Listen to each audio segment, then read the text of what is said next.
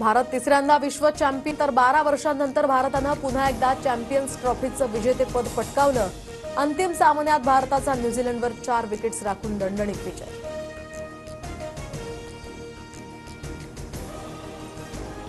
दुबईत रोहित सेनेनं तिरंगा फडकवल्यानंतर भारतातही क्रिकेटप्रेमींचा उत्साह।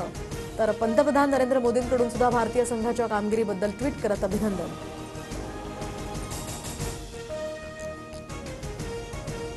राज्य मंत्रिमंडळाच्या बैठकीत अर्थसंकल्पाला अंतरिम मान्यता। अजितदादा आज राज्याचा अर्थसंकल्प सादर करणार।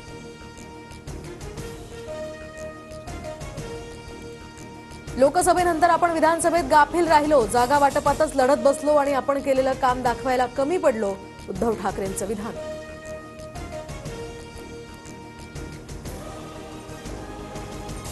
प्रशांत कोरटकरचा जामीन रद्द करण्यासाठी राज्य सरकारनं प्रयत्न करावे। नागपूर कृती समितीतर्फे मुदोजीराजे भोसले यांचं फडणवीसांना पत्र। संभाजीराजेंचा अपमान केल्यानं अनिल परवांवर सुद्धा कारवाईची मागणी। माझ्या आईवर खोटे आरोप कराल तर गप्प बसणार नाही, धनंजय मुंडेंचा फेसबुक पोस्ट करत सुरेश धसांना इशारा। मुंडे कराडच्या सोबतीला कंटाळून आई परळीतनं नाथरला गेल्या, एका मुलाखतीत धसांनी केला होता दावा।